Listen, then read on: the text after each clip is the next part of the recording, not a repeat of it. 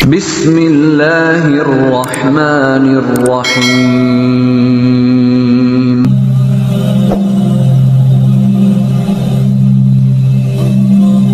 Ada masa dalam hidup ketika langit seakan enggan menurunkan hujan harapan.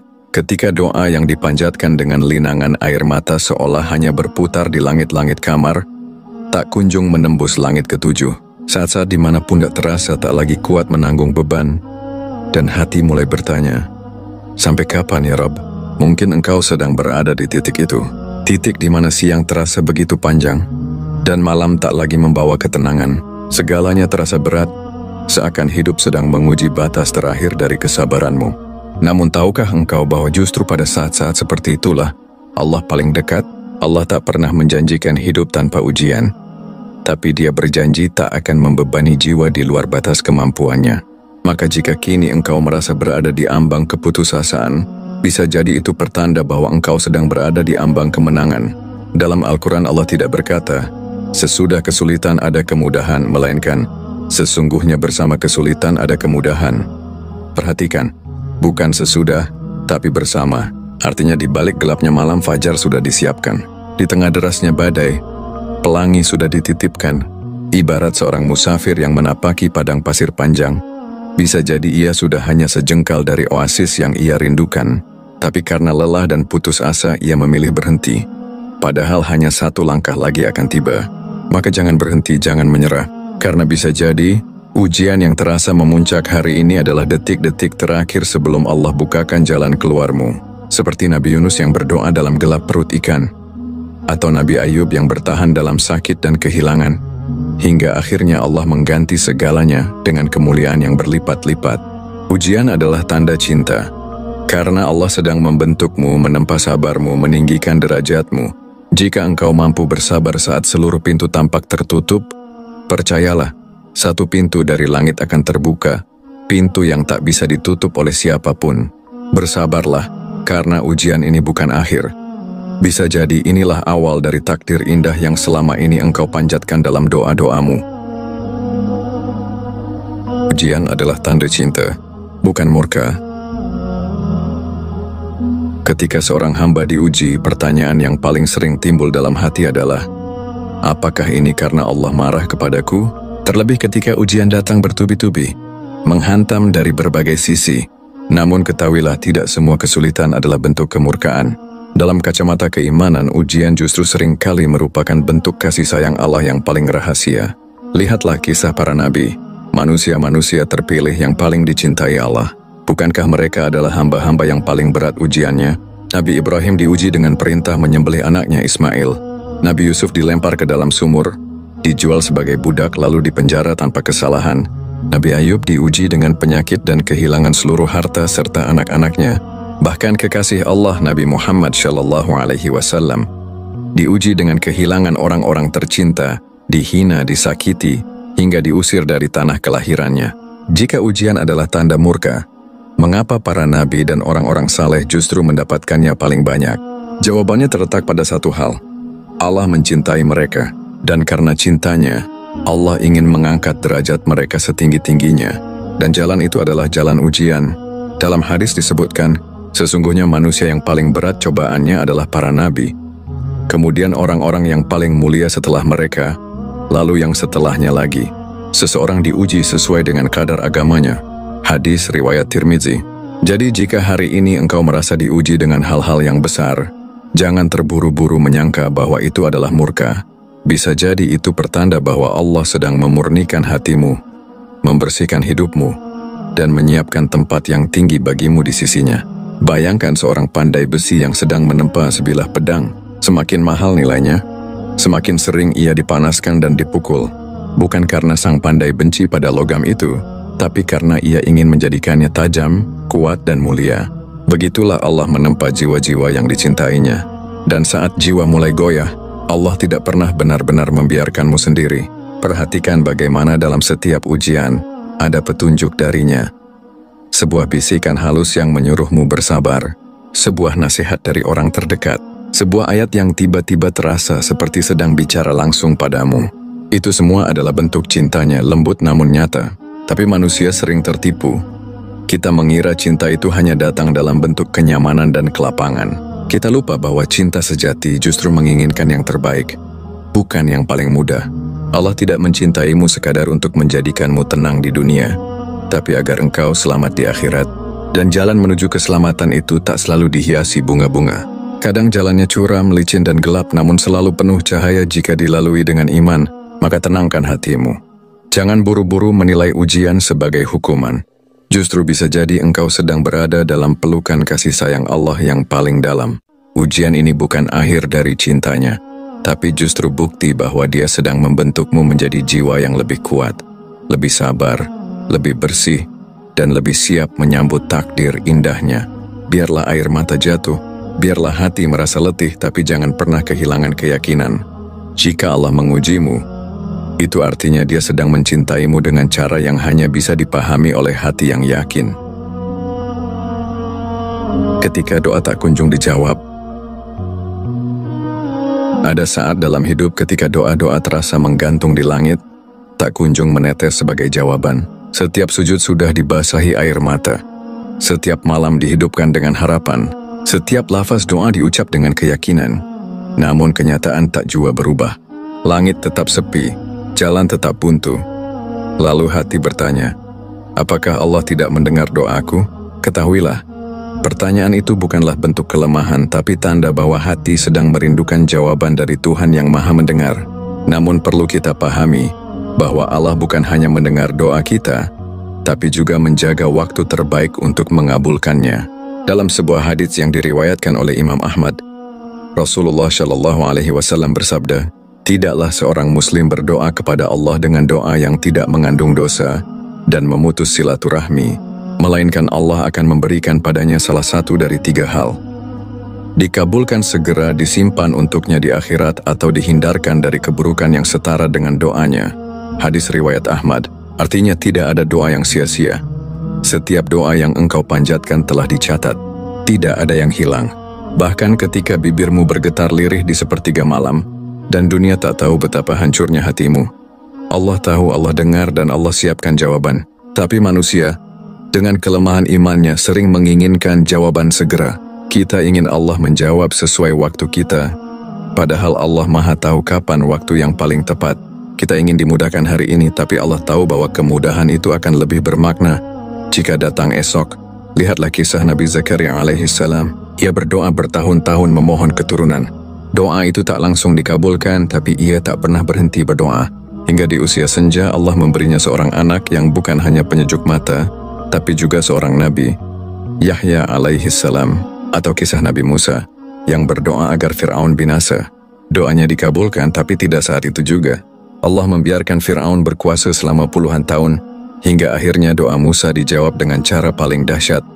Ditenggelamkannya Fir'aun di laut yang sama yang dulu pernah menyelamatkan Musa. Lambatnya jawaban bukan berarti Allah tak peduli. Justru di dalam penantian itulah ada proses pemurnian iman. Allah ingin melihat, apakah engkau berdoa hanya karena ingin diberi, atau karena engkau yakin pada Zat yang Maha Memberi.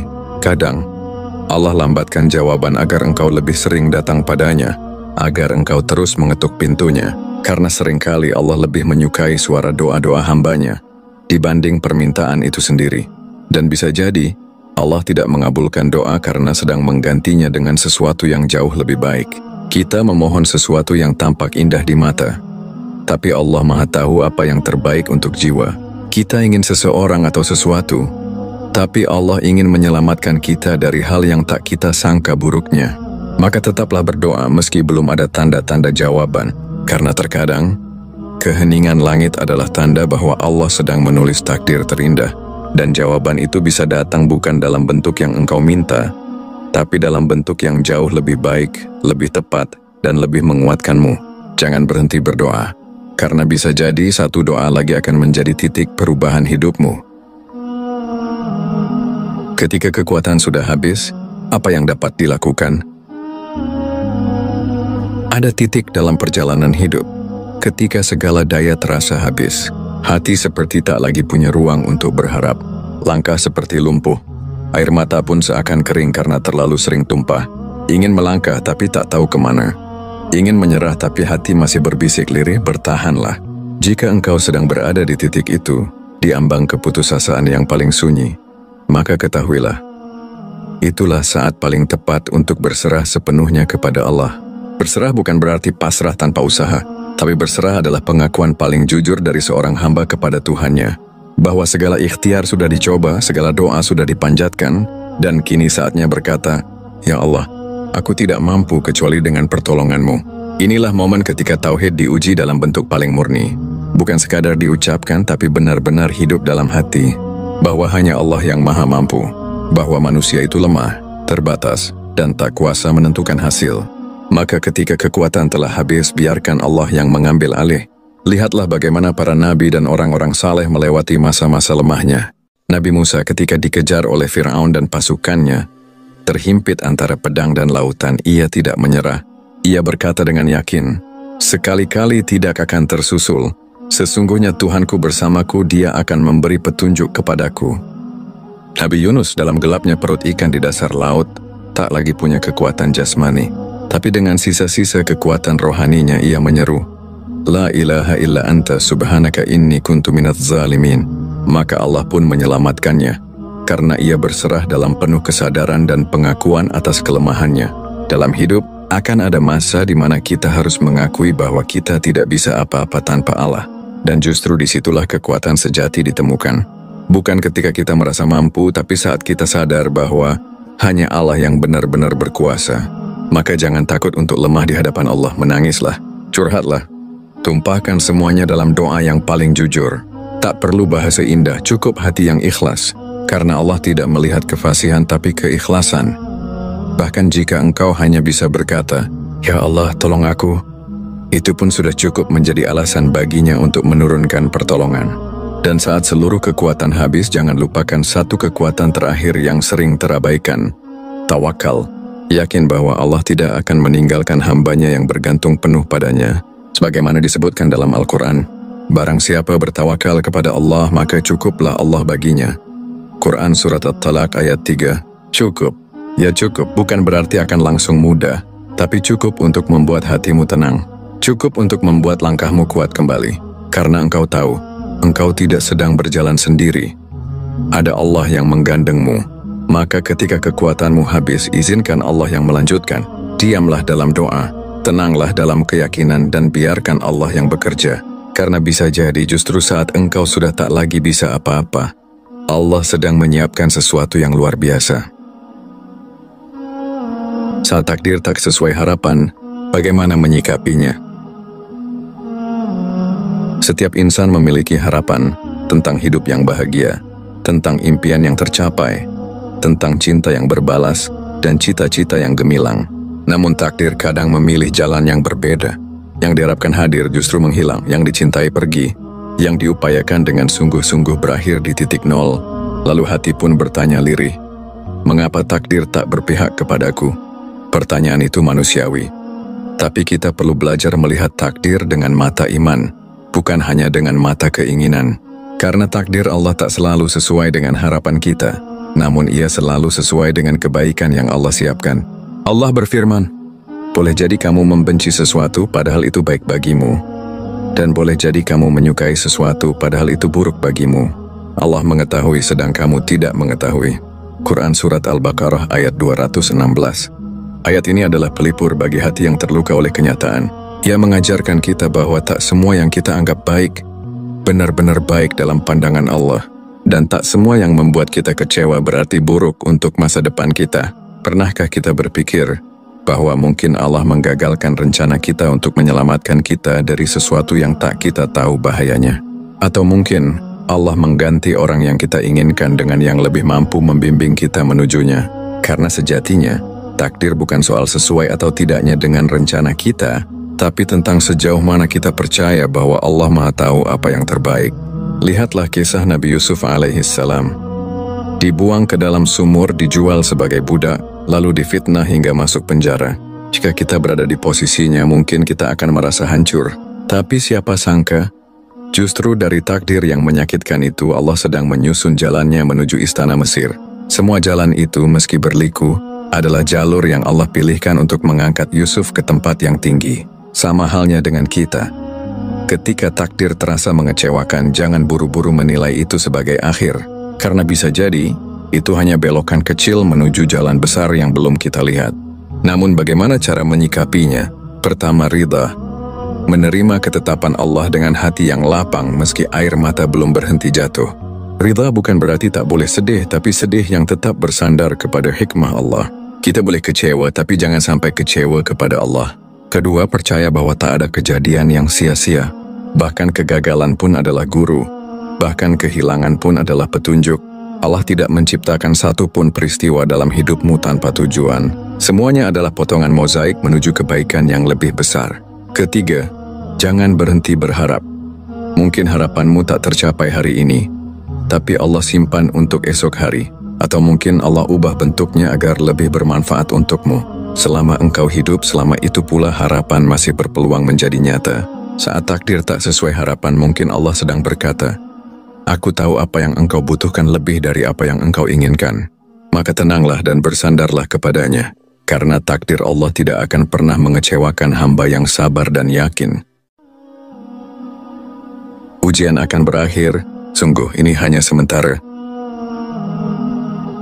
Setiap malam, betapapun panjang dan gelapnya, pasti akan berakhir. Setiap musim dingin, sedingin dan sekelam apapun pasti akan berganti dengan hangatnya semi. Begitu pula dengan ujian hidup, tak ada yang abadi. Sekuat apapun ia menghimpit, sesakit apapun ia menusuk, ia tetap akan berlalu. Karena fitrah dunia bukan untuk menyiksa, tetapi untuk menguji dan mendewasakan. Maka jangan pernah merasa bahwa hidupmu akan selamanya gelap. Jangan biarkan rasa putus asa menjebakmu dalam prasangka buruk kepada Allah. Karena sungguh, badai pasti reda, luka pasti sembuh, dan kesedihan pasti diganti dengan kegembiraan. Coba lihat ke belakang. Berapa banyak ujian yang dulu membuatmu takut tak mampu bertahan tapi kini telah berlalu? Bukankah engkau masih berdiri hari ini? Bukankah engkau telah melewati malam-malam yang dulu kau kira tak akan pernah usai? Itulah sunnatullah. Hidup ini silih berganti antara duka dan suka. Dan Allah tak pernah membiarkan hambanya terpuruk selamanya. Ia maha adil, maha sayang dan maha tahu kapan waktu terbaik untuk mengangkat bebanmu. Terkadang, ujian dibiarkan berlama-lama bukan karena Allah tak peduli, tetapi karena Allah sedang membentuk hatimu, agar kau tumbuh, agar kau belajar, agar kau makin dekat kepadanya. Sebab kadang di saat senang kita lalai, tapi di saat susah kita sungguh-sungguh mendekat. Dan Allah merindukan doa-doa yang tulus dari hati yang remuk, yang hanya menggantungkan harap kepadanya semata. Rasulullah Shallallahu Alaihi Wasallam bersabda, "Ketahuilah bahwa pertolongan itu bersama kesabaran, kemenangan itu bersama kesulitan, dan sesungguhnya setelah kesempitan pasti ada kelapangan." Hadis riwayat Ahmad. Kalimat ini bukan sekadar nasihat tapi janji. Maka bersabarlah walau hanya selangkah demi selangkah, karena bisa jadi hari ini adalah hari terakhirmu dalam kesulitan itu. Dan esok Allah bukakan pintu-pintu yang tak pernah kau sangka sebelumnya. Ujian seberat apapun hanyalah tamu sementara. Ia akan pergi ketika tugasnya selesai, menguatkan imanmu, membersihkan jiwamu, dan mendekatkan hatimu kepada Rabb-mu. Dan saat ia pergi, engkau akan menyadari betapa ujian itu meski perih telah menjadikanmu versi terbaik dari dirimu. Maka jangan biarkan keputusasaan membutakanmu dari janji Allah. Teruslah melangkah, meski perlahan, meski terseok, karena siapapun yang bertahan dengan sabar, kelak akan melihat cahaya dari celah-celah langit yang terbuka. Percayalah, ujian ini tidak akan abadi. Ia hanya sementara. Tapi kemuliaan di baliknya bisa abadi jika kau sabar dan tetap yakin. Dalam dekapan sabar dan harap, wahai jiwa yang sedang terluka, wahai hati yang lelah menanti, dan wahai langkah yang nyaris berhenti, ketahuilah bahwa setiap ujian yang datang bukan tanpa maksud. Ia bukan hukuman, tapi sapaan cinta dari Allah yang ingin mengangkat derajatmu. Bukan pelemah tapi penguat. Bukan penghancur tapi pembentuk. Allah tidak sedang menjauh saat kau diuji. Justru Dia sedang memanggilmu lebih dekat. Karena hanya hati yang remuk yang bisa berdoa sepenuh jiwa. Hanya pundak yang berat memikul beban yang benar-benar bersandar padanya. Ujian yang terasa puncaknya itulah tempat ujian iman sebenarnya. Apakah kau tetap bertahan dalam sabar? Atau melepaskan segalanya karena tak tahan? Apakah kau tetap percaya pada janji Allah? Atau mengira bahwa Dia telah meninggalkanmu, padahal Allah tak pernah meninggalkan? Ia hanya ingin mendengar suaramu lebih lama, melihatmu lebih khusyuk, menyaksikanmu lebih tunduk. Maka bertahanlah wahai hati, karena engkau tak sendiri. Ada Allah bersamamu lebih dekat dari nadi. Biarlah orang lain tak tahu beratnya ujianmu. Biarlah dunia mengira senyummu tanpa luka, karena cukup Allah yang tahu semua air matamu. Dan itu sudah cukup sebagai alasan agar Dia menurunkan rahmat-Nya padamu. Kini jika sudah tak sanggup berkata-kata, ucapkan saja dalam bisik, Hasbiyallahu la ilaha illa huwa, alaihi tawakkaltu wa huwa rabbul arsyil azim. Cukuplah Allah bagiku. Tidak ada Tuhan selain Dia. Kepadanya aku bertawakal. Dan Dia adalah Tuhan pemilik arsy yang agung. Dan percayalah, ketika engkau bertahan hari ini, meski hanya dengan napas terakhir dari harapan yang tersisa, kelak engkau akan melihat semua ini tidak sia-sia. Akan datang saat di mana engkau bersyukur pernah diuji. Karena dari ujian itu engkau menemukan Allah lebih dekat dari yang pernah kau bayangkan. Ujian ini sementara, tapi pahala sabarmu akan abadi. Dan Allah tidak akan pernah mengecewakan hamba yang berserah penuh padanya.